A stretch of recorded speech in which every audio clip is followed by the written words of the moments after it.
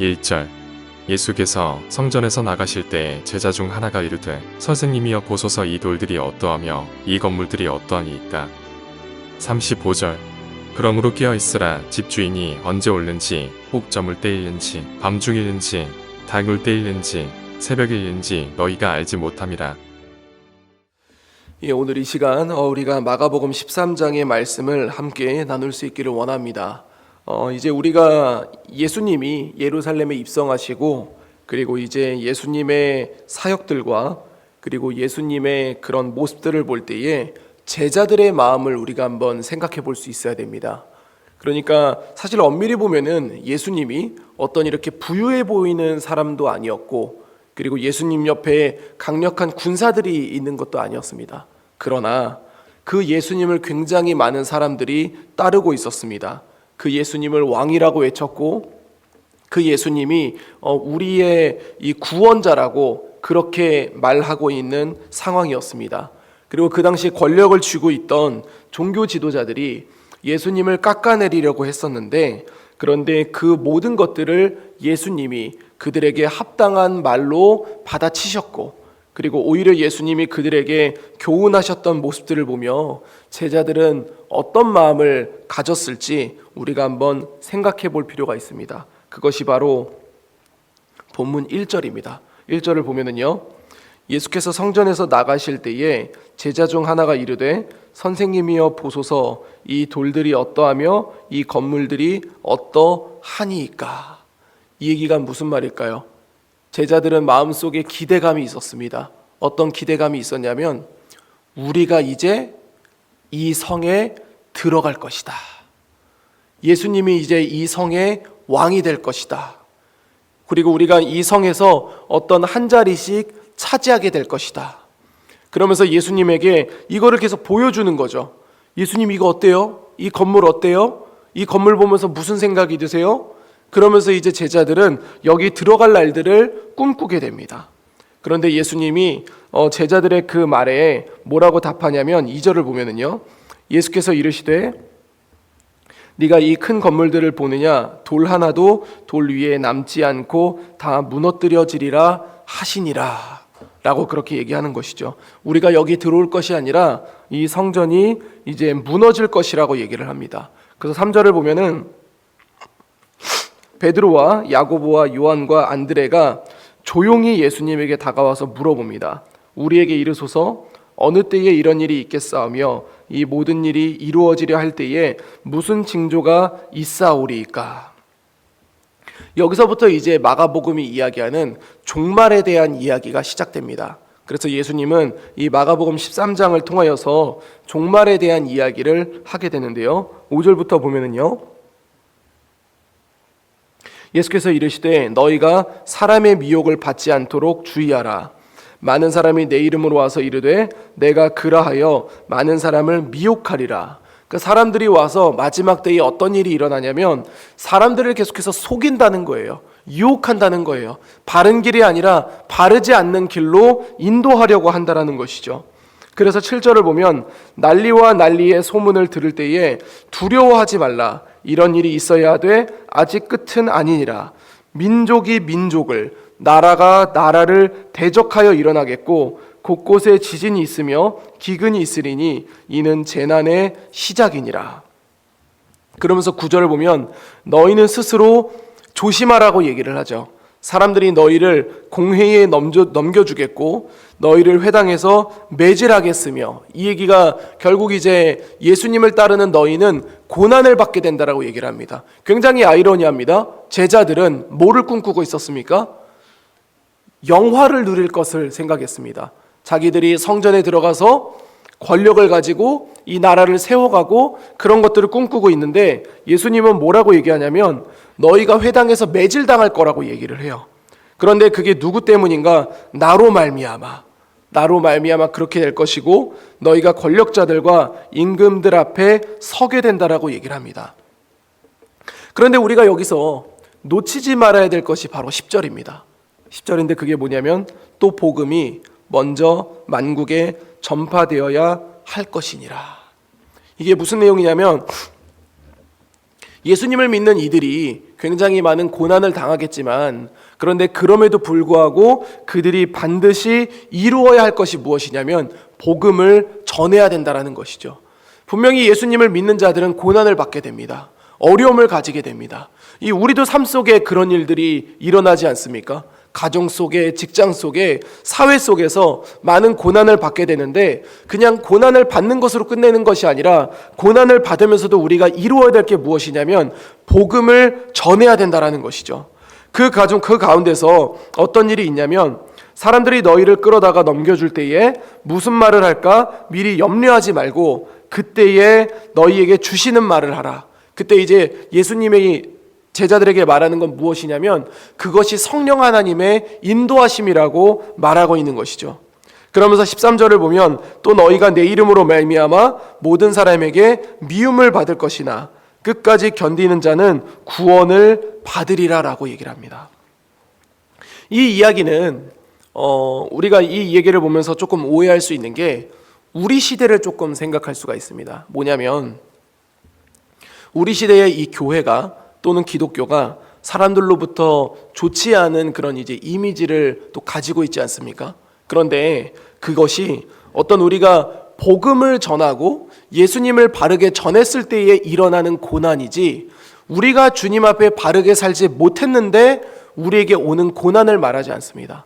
그러니까 이 13절의 이야기는 뭐냐면 우리가 말씀대로 살고 우리가 복음을 전하는 삶을 살 때에 마지막 때에는 모든 사람에게 미움을 받게 된다는 거예요.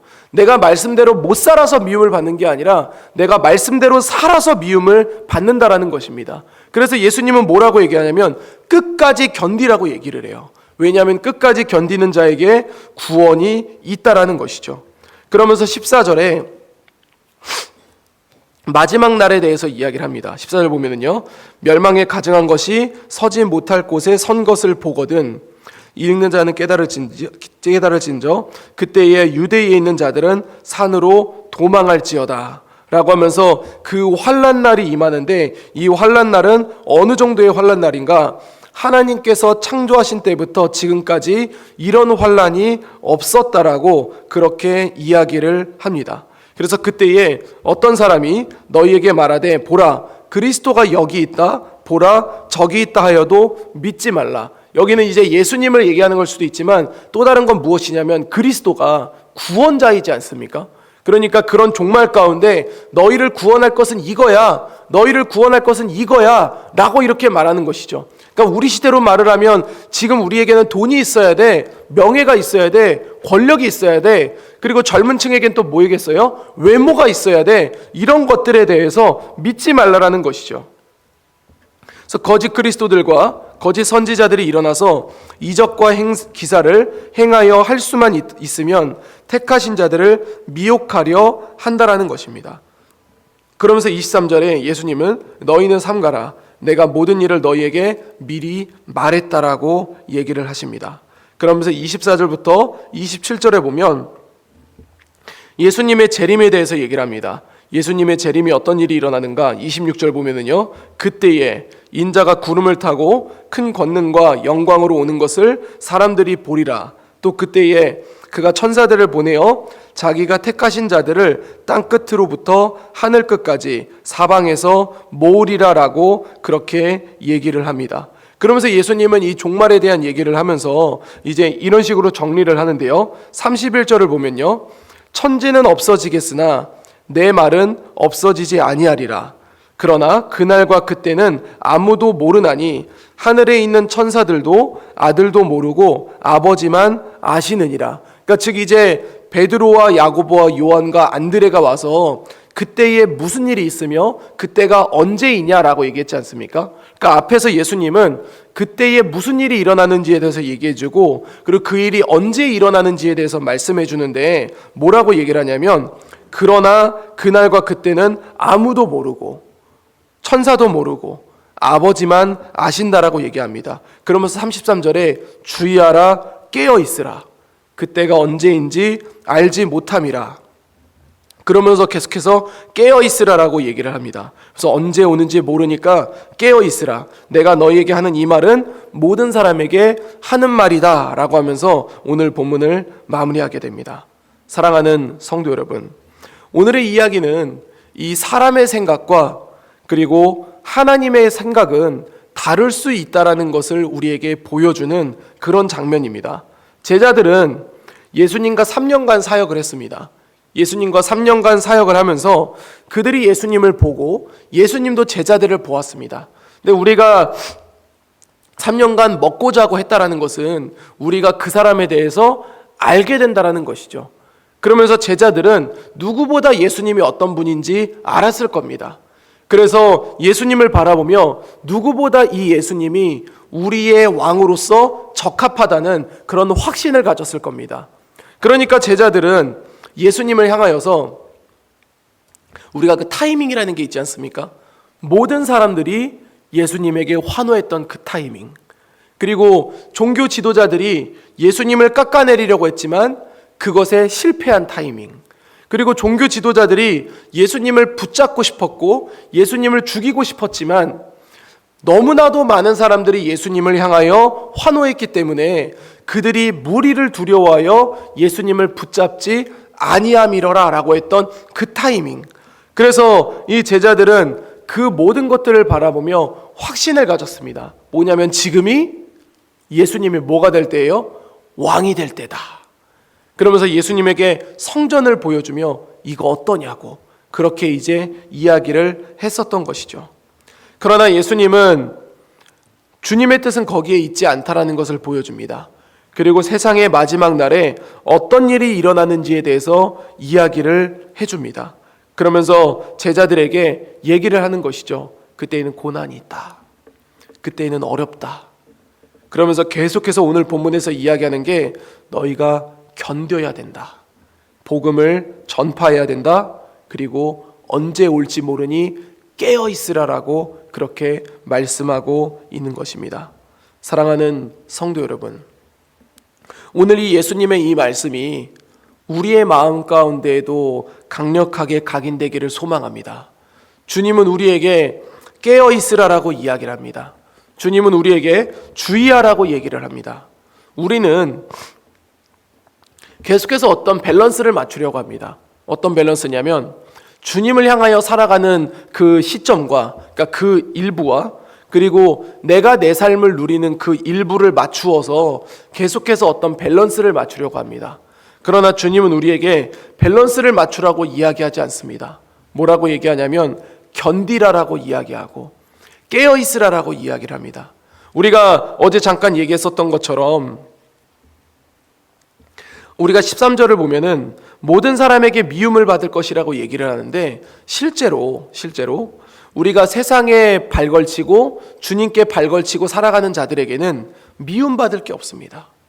그러나 우리가 말씀대로 살아가는 자에게 미움이 있는 것이고 말씀대로 살아가는 자에게 견뎌야 하는 고난이 있는 것입니다.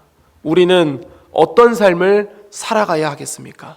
우리가 이 본문을 읽을 때에 정말 주님이 다시 오실 때 이 깨어 있으라라고 할 때 우리는 깨어 있어야 할 것이고 그리고 우리가 정말 주님 앞에 살아갈 때에 우리가 이 본문에 기록된 것처럼 세상의 미움을 받는 존재가 될 것이고 우리가 견뎌야 할 그런 존재가 될 줄로 믿습니다. 우리 재건부평교회는 주님이 세우신 그런 주님의 공동체입니다. 그렇기 때문에 우리는 세상으로부터 미움받을 각오를 하고 있어야 합니다. 그래서 우리가 그만큼 주님 앞에 살아가야 할 것이고 그리고 주님 앞에 살아갈 때에 우리가 힘들 수 있겠지만 그러나 주님이 우리에게 말씀하시는 것처럼 그때가 언제인지 알지 못하니 우리가 그것을 기약을 정하는 것이 아니라 언제나 주님 앞에 주님과 동행하면서 담대하게 걸어나갈 수 있는 그런 저와 여러분이 될 수 있기를 우리 주 예수 그리스도 이름으로 간절히 축원드립니다. 기도하겠습니다. 이제 오늘 받은 말씀으로 함께 기도하겠습니다. 성전을 향한 소망을 가지고 있던 제자들의 모습이 우리의 모습이 아닌가 살펴보게 하여 주시옵소서. 주님을 바라보며 다가오는 종말의 시대의 고난을 견뎌내고 주님이 재림하실 날을 기대하며 깨어있게 하여 주옵소서.